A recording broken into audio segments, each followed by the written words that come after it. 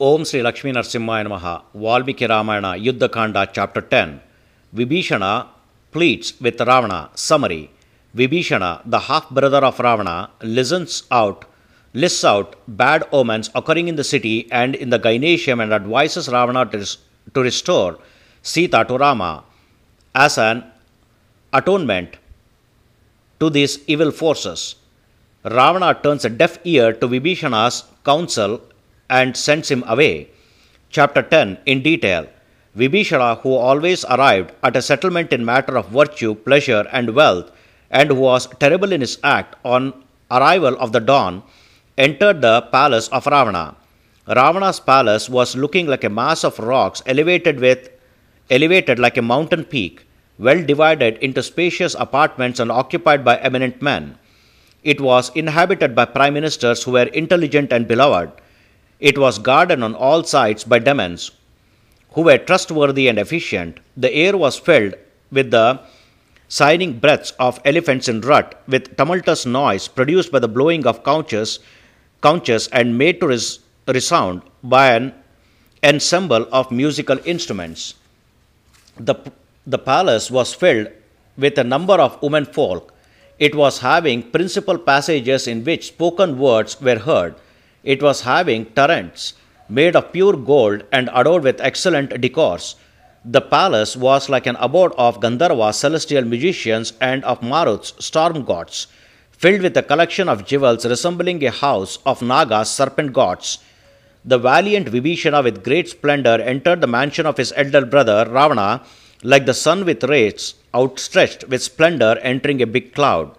Vibhishana with great radiance heard the auspicious sounds of the felicitous recital of prayers uttered by the knowers of Vedas, spiritual texts. Wishing for the victory of his brother, Vibhishana of great strength saw Brahmins who know mantras, sacred texts, and Brahmanas respected and offered with pots filled of curd, clarified butter, as well as with flowers of unbroken rice. The mighty armed Vibhishana, being adored by the demons and shining by his own splendor, offered salutation to Ravana, the younger brother of Kubera, the lord of riches, who occupied the throne. Practicing customary formalities, Vibhishana, who knew the code of conduct, obtained a seat adorned with gold, as endowed to him by a glance of the king. In the presence of ministers and in privation, Vibhishana spoke to powerful Ravana the words convinced of reason and which were very much beneficial. Vibhishana, who could discriminate between good and evil things in the world, having sought the favor of his eldest half-brother by means of soothing words arranged in an order, spoke in consonance with place, time, and purpose. O annihilator of enemies, we are seeing inauspicious omens since Seetha arrived here. Even if the sacrificial fire is fed with oblations while uttering a proper set of mantras, spiritual texts, the fire is not flaring up well, emitting sparks. Its flames are enveloped in smokes and are coming forth polluted with spots. Serpents are seen at the corner of sacrificial post, which is nearest the fire, also in the houses keeping sacrificial fire, and in places where sacred studies are made. Ants are seen in things to be offered as oblations. Cow's milk is getting curdled. Excellent elephants are bereft of rut. Horses are neighing miserably and are not rejoicing in eating grass. O king, donkeys, camels, and mules shed tears, losing their hair, and even if treated as per medical procedures are not getting cured.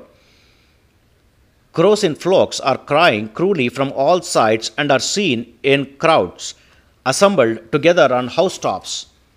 Vultures fly to and fro in circles over the city. Jackals are crying inauspiciously at the approach of both dawn and the dusk.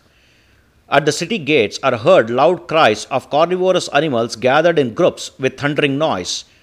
O brave man, hence, when the action of evil forces are happening in this way, this atonement is appropriate that Seetha be given away to Rama. I like it.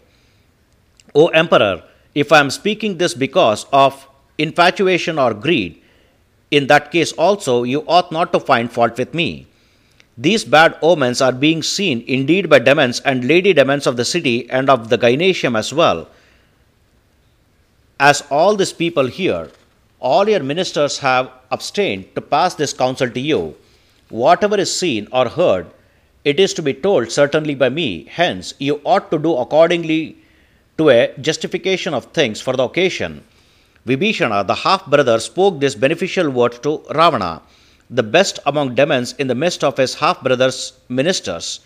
Ravana, who had evil inclination, heard those words, which were beneficial, very well meant, soft, comfortable to the reason, and suitable for the past, future, and present times, got enraged and uttered this reply: I do not see any freer from whomsoever.